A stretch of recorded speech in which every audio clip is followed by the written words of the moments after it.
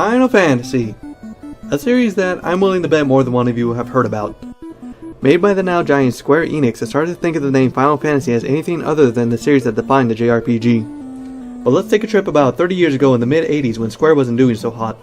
After a long string of unsuccessful titles, Square was faced with a choice: release a hit or face bankruptcy. They decided to give the green light to Hironobu Sakaguchi, who had been trying to have an RPG made and could only do so after the success of Dragon Quest. The original title was going to be Fighting Fantasy, but the name was already under copyright for a series of RPG books, and since Square would have disbanded had the game failed, the name was changed to Final Fantasy. And it didn't fail. It sold and had sequels, and those sold, and there were spin-offs that sold, and movies that didn't sell too well, but it had more sequels that sold and remakes that are going to sell, and is pretty much a money-making machine at this point. And it all comes from this one little game. This glitchy, buggy little game. You could tell just how much pressure there was to make this game work. There's practically desperation wafting from the code itself. Some of the glitches are pretty well known. There's the invisible woman in Cornelia Castle. Whenever you step into a room, it causes all the NPCs outside of the room to disappear, and vice versa when you step outside. She happens to be assigned with being inside when she should be outside, so you can only see her by using a walk-through walls code while inside a room. There's also the Peninsula of Power, a 2x2 square that has much more powerful enemies in the area directly next to it. Coding specific areas to have certain encounters would have taken too much time and space to do, so instead the programmers split up the world map into an even grid, which is what decides what encounters happen where. This works fine since the enemy encounters make sense with where you should progress in the story, except for this little bit of land that's poking into a grid it shouldn't. But that's pretty minor stuff. Little quirky things like that happen all the time in NES games. However, there are mistakes and cut corners that drastically affect the game balance and design, creating a much different experience than intended. For starters, it's no surprise that to compete with Dragon Quest, Final Fantasy would draw from similar inspiration. The biggest influence for these two would be the Ultima series, which was inspired by Richard Garriott's tabletop games, which included Dungeons & Dragons. So it's not hard to see how it would rub off on Final Fantasy. And by rub off, I mean Final Fantasy blatantly stole its bestiary from the first edition AD&D Monster Manual, with a few picks from other sources, such as the Fiend Folio. Now there could be some deniability with things like skeletons, wolves, or zombies being a common enough idea that it could just be coincidence, but Mind Flayers, Drow, even the Beholder shows up, but since TSR owned the copyright on it, it was changed to the Eye Monster in all Western releases. The only notable monsters that weren't taken from D&D, besides the guard enemy and some generic humans, were Warmech, who would be repurposed later in the series as Omega, and Garland and Chaos, the first and last boss of the game. Since there's so many different types of glitches going on here, I'm going to divide them up by each of the 6 classes. First is the Fighter, who can use the best equipment but can't use any magic, at least until he gets his promotion. Whenever you find new equipment in shops or dungeons, he's going to have first pick, since most of the unique equipment you find only he can equip. This includes all of the elemental weapons that deal extra damage to certain enemies, such as a fire sword doing extra damage to ice monsters, or a sun sword killing undead faster. Or at least that's what it's supposed to do, since the elemental system doesn't work for equipment.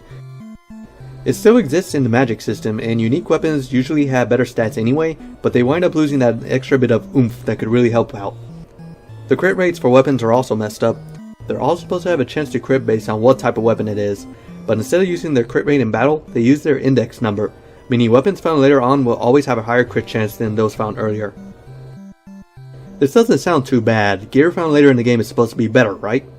But this causes some weird stuff like the staff for the Black Wizard critting more often than the sword you bought 20 minutes ago, or the fact that Excalibur, the best fire weapon, crits almost 8 times more often than it's supposed to. The class this really hurts is the Thief, since his ultimate weapon is weaker than Excalibur but it has a higher crit rate, or rather is supposed to. While it's still a strong weapon, his low stats means he falls behind in both taking and giving damage.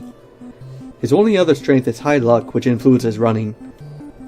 This honestly wouldn't be a bad strength, since the game loves throwing large groups of enemies that can poison, stun, or even petrify characters, so running from those fights would save a lot of headache in the long run.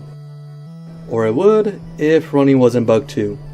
Whenever a character uses the run command, they're supposed to use their luck stat and whatever their status is to see if running is successful.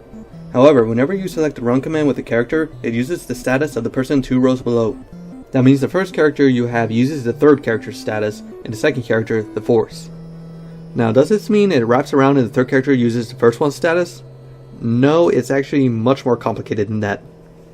If the fourth character tries to run, the game uses a number that depends on the 1's digit of the character's HP. and if the third character tries to run, it depends on whoever had the third action in that turn of battle. It's about as complicated as it sounds, and the end result is that it's extremely difficult to run with the bottom two characters, and you're better off with a second fighter or a red mage instead of thief. This leaves us with our third non-magic class, the black belt. Instead of having access to the best weapons of the game or getting access to magic after a promotion, he ends up doing more damage with his bare hands than anything he can equip. No, really, he gets an unarmed bonus. That's not a bug. What is bugged is how the game messes up its stats whenever he levels up. His defense, which is called absorb here, is based on his level when he has no armor. That's normal, but when he gets a level up, it sets it to his level even if he has something equipped, which can result in a sharp drop of absorb for unattended players. This is easily fixed by just going into the armor menu, which forces the game to recheck his equipment. This also causes a weird bug where he begins the game with 0 absorb, which can be fixed the same way. Moving on to magic classes is the hybrid class, the red mage. Instead of excelling at any one point, the red mage excels at adaptability. He can equip most weapons and armor, but not as much as the fighter, and can learn from both schools of magic, but doesn't get access to the highest level spells. His stats also tend to be lower but more evened out, so he does less damage physically than the fighter, and his intelligence stat is lower, so compared to the other mages, his spells are exactly as effective. Because the int stat doesn't do anything. A brand new red mage and an endgame black wizard casting fire on the same enemy will do the exact same amount of damage, assuming RNG is the same. This ends up hurting spellcasters a lot, and the black mage gets the worst of it since a lot of his spells are bugged. Temper is supposed to raise a character's attack, but doesn't do anything. Saber is supposed to be a stronger version, but also does nothing. Lock is supposed to decrease an enemy's evasion, but it never connects, and Lock 2 is supposed to reduce all enemies' evasion, but raises it instead. Black mages really get the short end of the stick here, since their spellcasting is really limited, as they took the D&D style cast per day system instead of the MP system Square would later make standard. This leaves the white mage, who specializes in healing magic, opposed to the black mage's offensive spellcasting. The white mage actually managed to make it through relatively unscathed since only 2 white spells are bugged, and one in a beneficial way.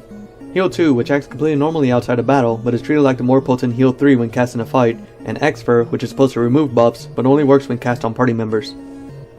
Despite magic being so badly bugged, it's still useful, so you really need to conserve your MP and top it off whenever possible. There's a few items that your party can use to rest up to do this, but be careful of the house item. It restores HP and MP like it's supposed to, but it only restores MP after saving, so you need to use a cheaper item like the tent to save again so you don't lose it after reloading. Oh, and when I say after saving, I literally mean after saving. If you don't save your game at the prompt, it won't heal your MP. You want to keep a good stock of items to heal up whenever you do run out of MP, but buying a lot of them is a pain. You can't buy in bulk here, it has to be one at a time. This isn't so much a glitch as a quality of life feature they didn't think of at the time, but it's still enough of a pain to note. Something else they didn't think of was how buffs would interact with each other, such as stacking buffs to a point where a character is nearly unhittable. This creates the hilarious situation that you can make the final boss run away because you cast enough fear spells on him. Enemies seem to have a hard time casting spells. While they can use offensive spells no problem, whenever a group buff is cast, the game applies it to all of the enemies except the one that cast it. There's a few other miscellaneous glitches, such as being able to land the airship on the caravan, skipping a trip through the desert, or how pausing on some doors can duplicate them under certain circumstances. There's also a glitch where you can pause while going up certain stairs to arrange sets of data in the game, but it's the sort of thing that's only possible in tool-assisted speedruns. The biggest glitch, however, is one that plagues the entire game, the ineffective glitch. If multiple characters target the same enemy, and that enemy either dies or runs away before they all act, they still attack the spot where the enemy is supposed to be, resulting in their attack being ineffective. It's a source of major frustration since it means that you can waste entire turns over nothing, and can nearly double the length of early battle since your early game hit rate is so low. This is probably the one thing they fixed in the remakes that I'm most happy about. Yeah, they did a really good job with them. I understand that the PSP release is the one most commonly ported to phones and such, but I'm more familiar with the Dawn of Souls remake for the Game Boy Advance. They fixed the ineffective glitch so characters target a different enemy if they're gone, the cottage item restores MP properly, the invisible woman is now visible, weapon elements work, doors don't duplicate, running works how it's supposed to, the monk's stats works properly, int functions how it's supposed to, and the new MP system makes magic more useful overall, along with the spell bugs being fixed. The only remaining glitches are the critical rate still being based off of weapon index number, and the peninsula of power still being there. The whole game was also rebalanced to reduce the amount of grinding needed, as well as making battles move along faster. There's also a new set of dungeons for mid to late game that have new items and equipment, featuring bosses from later Final Fantasies. All of this, along with the improved graphics and sound you expect from a more powerful system, make Dawn of Souls the version I'd recommend if you want to experience the first Final Fantasy for yourself. It doesn't hurt that it comes with the second game as well, and was given a similar treatment. Just trust me and stay away from that peninsula for now. Hey, thanks for watching. If you enjoyed this video, please like, comment, and subscribe. And if you want to see more videos like this, consider subscribing to my Patreon. Thanks again, and I'll see you next time.